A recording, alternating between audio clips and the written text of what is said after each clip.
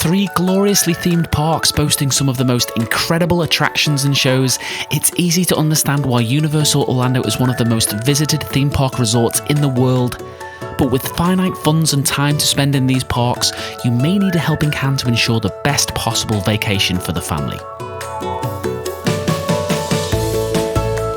Hi, I'm the Frugal Brit, and for this video I will outline all of my top pro tips to maximise your visit to all 3 Universal Orlando theme parks.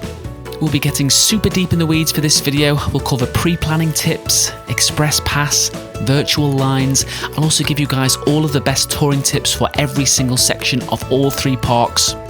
Before we get into it, grab yourself a pen and paper and don't forget to subscribe and hit the bell so you don't miss out on future Orlando vacation content. If you consider yourself a beginner when it comes to Universal Orlando, I would recommend that you first check out my Idiot's Guide so you know all the necessary basics that I won't be covering in this video.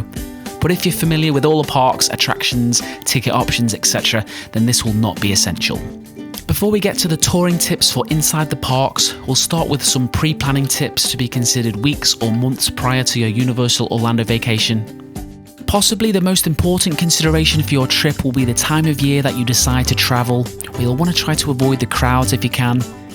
I did provide a guide on booking your Orlando trip, comparing the different times of year to visit, which I'll link to in the video description. But in a nutshell, here's a crowd calendar which will give you an idea of when to avoid. I do think it's worth mentioning that for Volcano Bay specifically, you will often find that crowds are a little lower on a Monday. The reason being is that people will often be arriving on their vacations over the weekend and are less likely to pick a water park on one of the first days. But I wouldn't worry if you can't control precisely when you travel. This video is aimed mainly towards people who are travelling during the busiest periods, and also whilst I do prefer the quieter times, there are some disadvantages. The parks will close earlier, there's less evening entertainment, and there's a much higher probability of attractions being closed. One last thing to consider here is that Universal now has date-specific pricing, so the cost will entirely depend on which specific days that you visit, unless you buy the UK and Ireland Explorer tickets. If you have any small children in your group, it's always a good idea, if possible, to measure their height before you arrive in the parks. Whilst there is entertainment for all ages, compared to Disney World, Universal does have a higher proportion of attractions some kids won't be tall enough for. So understanding their exact height may help decide when is the best time to book, and it's also good to manage expectations of which attractions they'll be able to ride way in advance. I'll leave a link in the description to show the ride heights for all the attractions. In terms of how many days to visit, it's worth bearing in mind that it's extremely unlikely you'll be able to experience all attractions on a one-day ticket. So ideally, you'll want to book 1 day for each park. So that'd be a 3-day park ticket, but it's also nice to have an extra additional day to revisit your favourite attractions from each park. As mentioned in the Idiot's Guide, you need the park-to-park add-on to use the Hogwarts Express, so strongly recommend adding this. Do make sure that you purchase your tickets in advance to save on money and time. For more info on tickets and where to buy them, I'll leave a few paragraphs in the video description. So as you'll hopefully know by now, guests have the option of purchasing Express Pass tickets, which allows you to reduce the wait times on certain attractions. In my Idiot's Guide, I said that I didn't think this represented the best value for money, mainly because the price of it increases substantially on the days when you're more likely to appreciate it. But a lot of people disagree with me on this when it comes to Express Pass. If it's within your budget, it will definitely save you time. I would say that it isn't quite as organised as Genie Plus in Disney World, as you're not given a set time of when to arrive, so you can have times when lots of Express Pass guests enter the queue at the same time. You'll also find that the express queues will take about 15 to 20 minutes, whereas the Lightning Lane queues in Disney World are much quicker than this. That is not to say Genie Plus is a better service. I think it's fair to say that most people prefer the Express Pass model. As mentioned in the Idiot's Guide, guests staying at one of the premier resorts get free Express Pass tickets. It's definitely worth calculating whether or not upgrading your hotel may save you money if you want these. My pro tip here is that when staying at one of the premier resorts, your room key sort of acts as your Express Pass. So this is available from the time you check in up until the time that the parks are closing on the day of checkout. Whilst Universal says you can't check in until 4 PM, you can get your room keys and Express Pass first thing in the morning, so you can leave your luggage at the hotel before heading over to the parks. So in a nutshell, a night stay can provide you with 2 full days worth of Express Pass. Whilst not as crucial compared to Walt Disney World, you may want to consider booking a table or two in advance of your Universal trip, especially if you want to dine at Mythos in Islands of Adventure. You can do so up to 30 days in advance for the theme parks and City Walk, and the resort restaurants are 90 days in advance. I'll leave a link in the description to help on sorting those reservations. For those looking to splash the cash on a cabana at Volcano Bay, these can sell out quite quickly during busy times, so you'll want to reserve one of these up to 60 days in advance. Of course, these are by no means essential. When it's time to travel to Universal Orlando, there are a few things you'll want to sort before you begin your adventure. First, you should check the official opening times on the Universal website. However, do note that Universal will generally open before the official opening time. For example, if the operating hours are advertised as 9 AM to 9 PM, you can expect early park admission for resort guests to start between 7:30 and 8 AM. And if one of the parks is not providing early park admission, this will typically be around 8:30. If you anticipate crowds, I would strongly recommend aiming to arrive 30 to 45 minutes before the official opening time, assuming you already have a ticket, and if not, add 15 minutes, and make sure an hour before opening time if you're headed to Volcano Bay. If you haven't already, you should download the Universal smartphone app. This is really important to get the best out of your trip, which you can connect to the resort's free Wi-Fi. This will help you to secure virtual line reservations, placing mobile dining orders, setting up your tapu, checking wait times.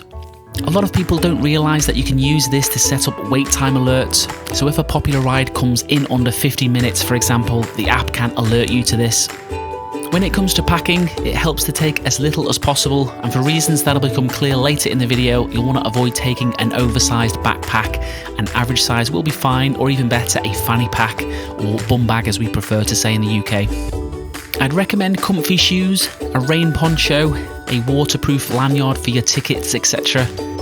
A backup charger so you don't lose access to the battery draining Universal app, waterproof bags for your devices, a refillable water bottle. For Volcano Bay, you should definitely bring a towel with you. You'll also appreciate having a waterproof phone case for Volcano Bay, but obviously not essential. I'll leave my full packing list in the video description.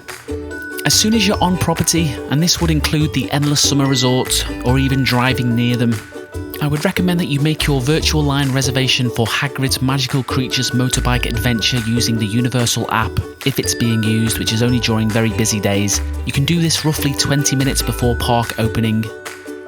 I do suspect this process could change in the near future, so I'll give a link to an updatable guide in the video description.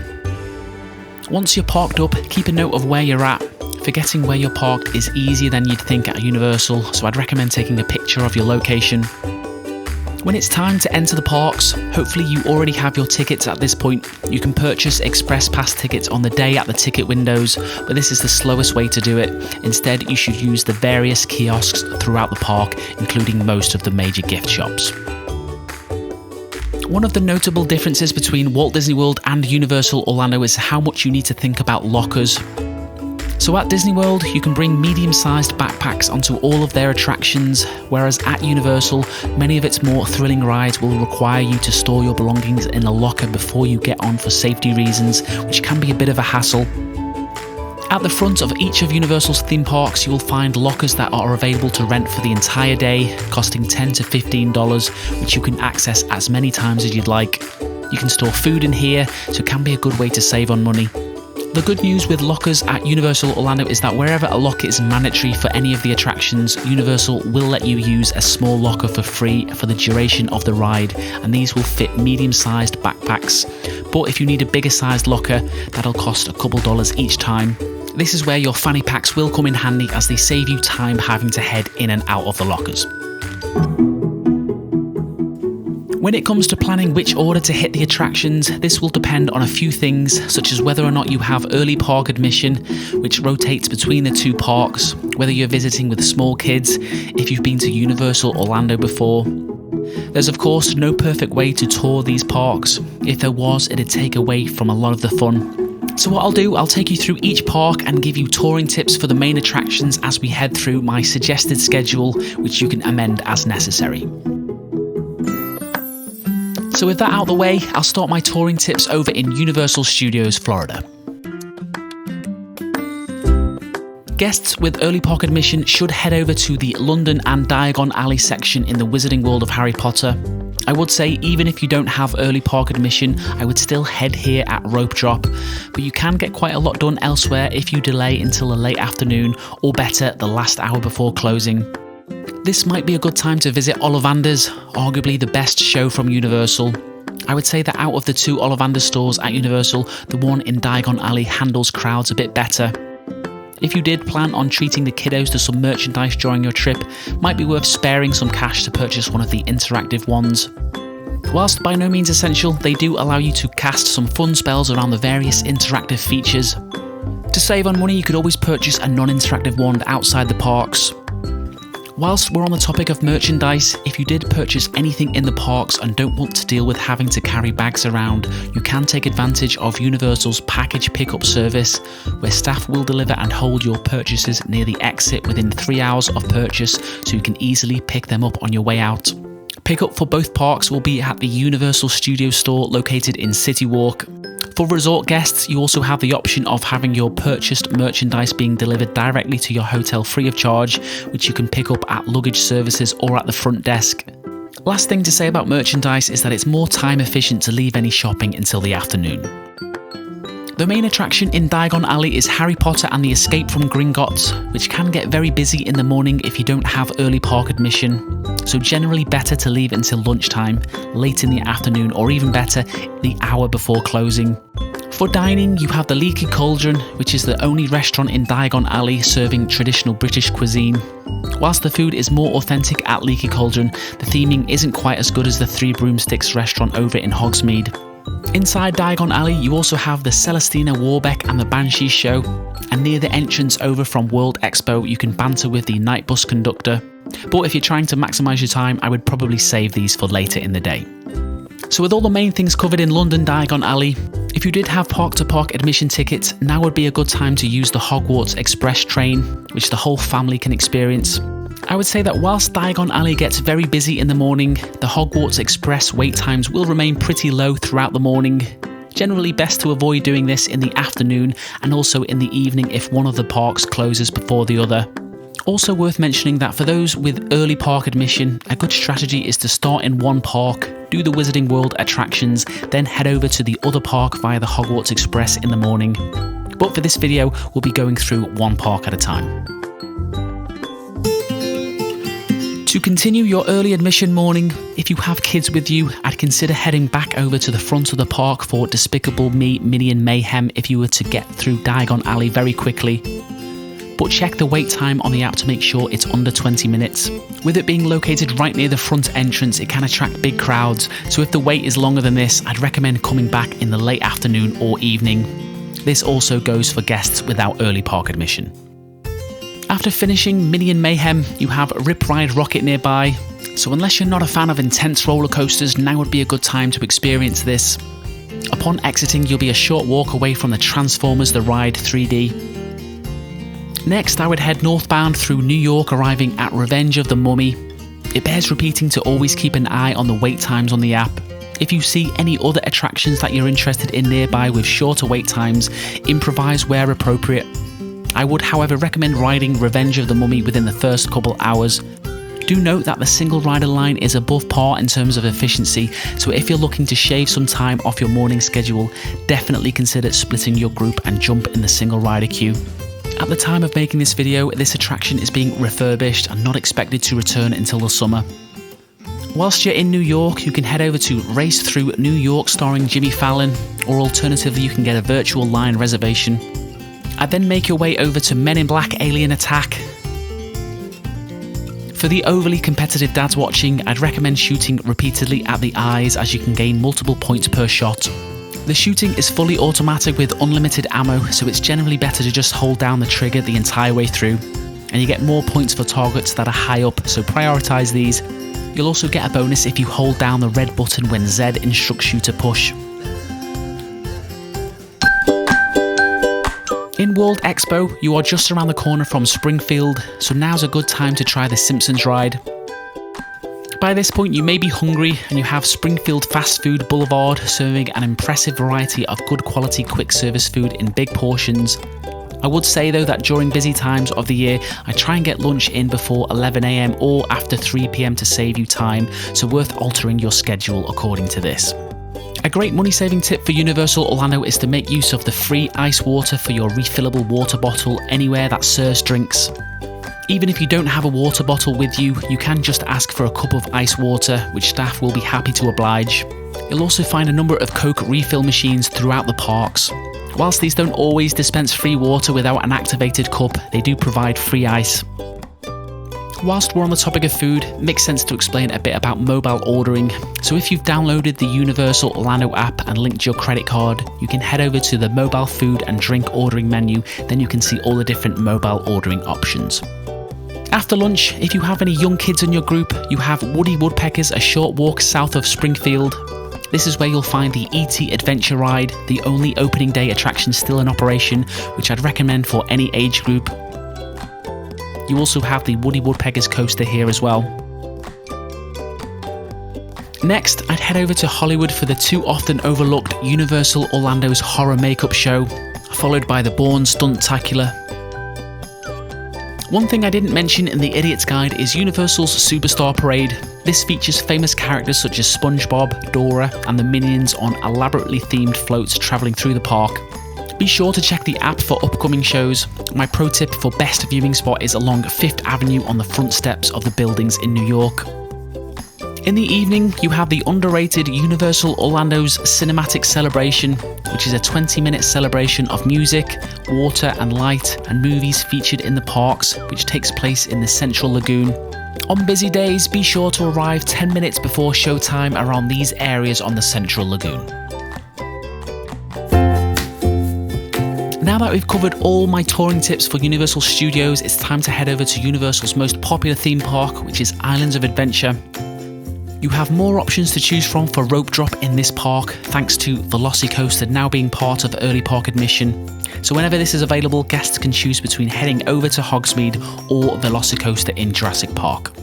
If you don't have early park admission, it is tempting to think that the best strategy would be to head over to Velocicoaster, which is what most people seem to suggest.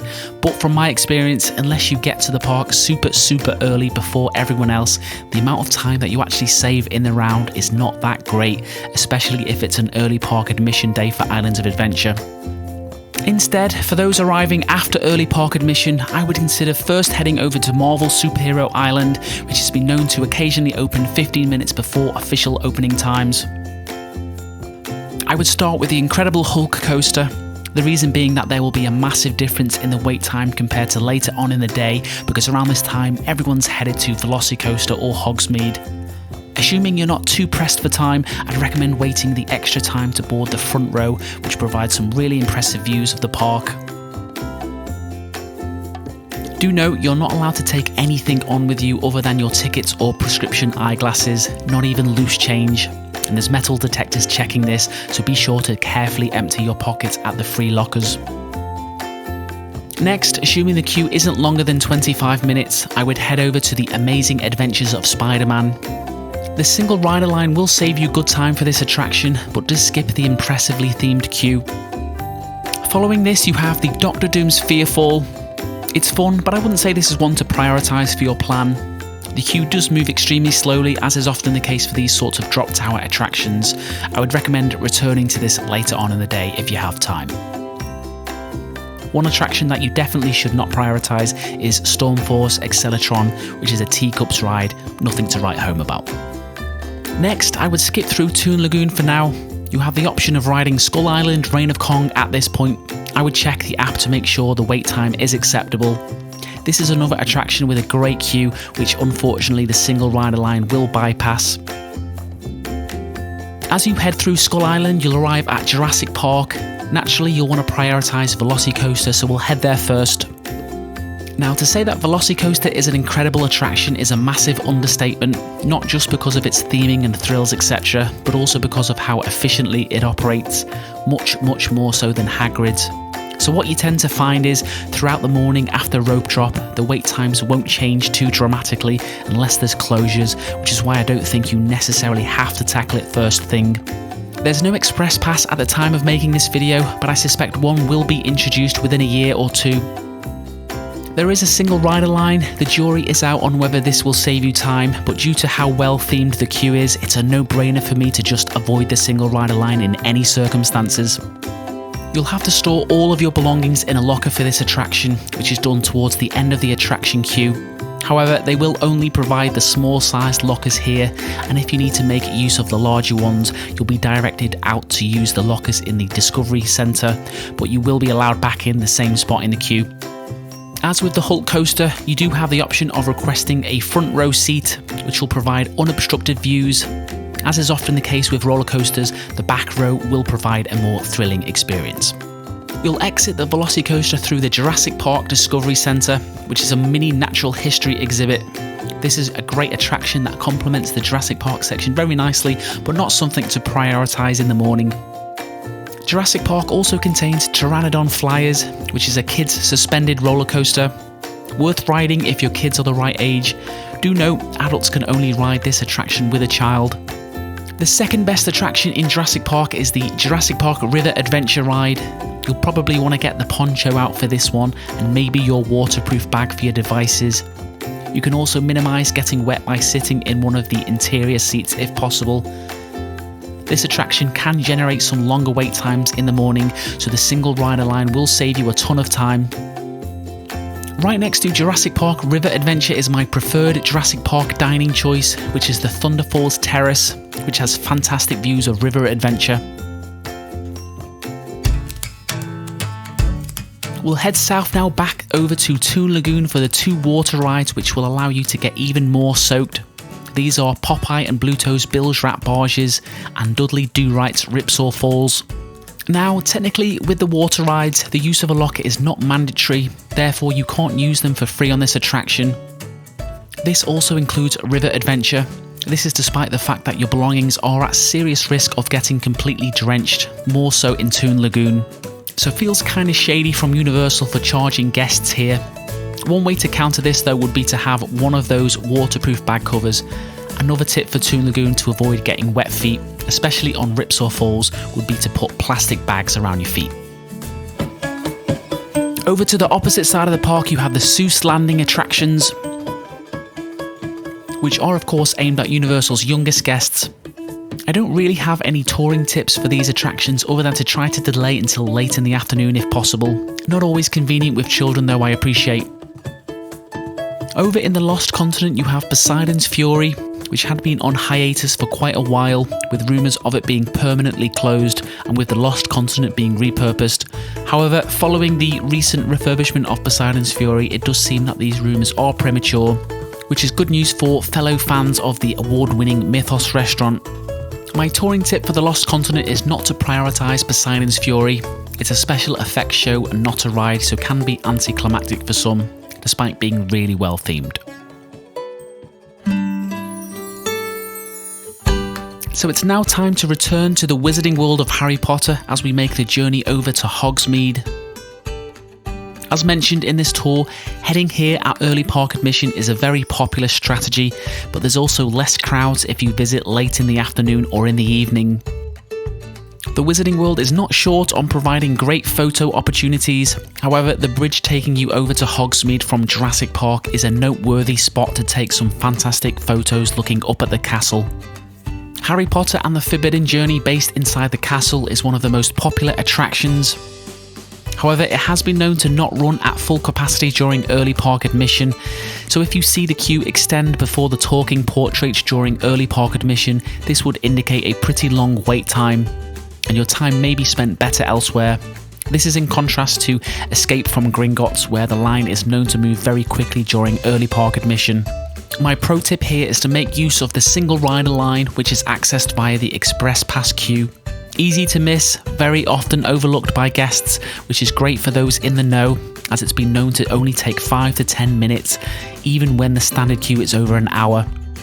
One last thing on Forbidden Journey, this ride has been known to induce a bit of nausea, so best not to eat directly before jumping on this attraction. You'll find the Flight of the Hippogriff coaster over in Hogsmeade. Good little coaster, it's a good way to introduce coasters to your kids, but disproportionately long wait times for its quality, so might want to consider skipping with older kids if you're short on time. Last but certainly not least, we have Hagrid's Magical Creatures Motorbike Adventure, the best attraction in the Wizarding World, maybe the best at Universal. Unfortunately, this means it attracts huge wait times and suffers from fairly frequent shutdowns due to bad weather and other technical problems. There's no express pass line for Hagrid, there's a single rider line, but I wouldn't recommend it on Hagrid's as it takes a similar amount of time as the regular line, if not longer, and you do miss out on the pre-show, etc. At the time of making this video, Hagrid's is running during early park admission, but this was not the case for a couple months. So this has thrown a spanner in my touring tips, leading me to have to re-record this section. So if it is running at early park admission, then I would advise to either pick Velocicoaster or Hagrid's. But if it's not running during early park admission, I'd recommend Velocicoaster first, then head to Hagrid's in the late afternoon or better, 20 minutes prior to the park closing time. I was very lucky on my last trip as I jumped in minutes before they closed it off, but do be warned that apparently Universal have been known to close this off slightly earlier than other attractions. For dining in Hogsmeade, you have the Three Broomsticks, which is a mix between British and American barbecue cuisine. Not as authentically British compared to the Leaky Cauldron, but has better theming. You also have the Dumbledore-owned Hogshead Tavern located next door. One thing to note about dining in the Wizarding World in both parks, the wait times and queues are longer compared to other non-Harry Potter options in the parks. So unless you really want a Harry Potter dining experience, or unless you're one of the 4 people that prefers British cuisine, then worth considering other options if you're pressed for time. I did previously rank the top 5 restaurants for Islands of Adventure in a previous video. I'm also planning to do one for Universal Studios, so be sure to hit subscribe for that. When it's near to park closure, be sure to take advantage of the fact that you can enter into queues just before the official closing time. Before you leave, a great way to end your day would be to experience the nighttime lights at Hogwarts Castle show, where projections are cast against the majestic backdrop of the castle to beautiful music. This show will repeat every 15 to 20 minutes after sunset before the park closes. When it's time to leave, it can be quite chaotic heading back to your car, as unlike Disney, all 3 parks use the same parking structure. You might want to delay your exit by grabbing a drink or a bite to eat or doing some shopping in City Walk. Now that we've toured the 2 theme parks, it's time to make our way over to the unique Volcano Bay water park. It bears repeating that you need to allow extra time for taking the bus transportation from the City Walk car park, so be there at 45 minutes to an hour before park opening. As you enter Volcano Bay at rope drop, you'll hopefully find that all the rides have Ride Now status, but if it's busy, then the first thing you'll want to do before getting change is to use your Tapu Tapu wristband to check into one of the virtual lines for one of the slides that generates higher wait times, so that would include Krakatoa Aqua Coaster, Kokiri Body Plunge, and the Onu slide. Once you've sorted this, a common mistake is to head to one of the changing rooms in Wave Village, which can get very crowded, especially in the summer. Another mistake is to pick a sun lounger over in Waturi Beach facing Krakatoa Volcano. Instead of these choices, you should go for the changing rooms towards the back of the park on busy days. I tend to head over to the Rainforest Village changing room and then set up in this shaded area. However, if you have any young kids with you, you'd probably be better off heading to this changing room over in River Village and setting up camp over here. From this point onwards, be sure to prioritise these 3 slides I mentioned earlier, and then from this point forward, things get pretty simple as it's just a case of tapping into the remaining slides and avoiding the restaurants between 11 and 2 PM. Whilst you're waiting in a virtual queue for a slide, you can still tour around the Lazy River, as well as the Fearless River whilst you're waiting. When it comes to purchasing merchandise, as with Islands of Adventure and Universal Studios, guests can ask for their purchases to be held for you, which you can pick up from the Waturi Marketplace near the main exit turnstiles. During the summer, you can often expect a thunderstorm in the afternoon, where everyone will be escorted out of the water. However, such storms don't tend to last very long in Orlando, and you will find that the park is less crowded when you're allowed to return. Also in the summer, if the park is going to be open later in the evening, then I would recommend heading over at night. The wait times are much lower and it looks pretty special all lit up. So that's all my best pro tips for visiting Universal Orlando. I hope it helps with your next vacation whenever that is. I'm sure there's loads of great tips I've missed, so please help me out in the comments with your suggestions. do check out my other videos, and if you're interested in future Orlando vacation content, don't forget to subscribe.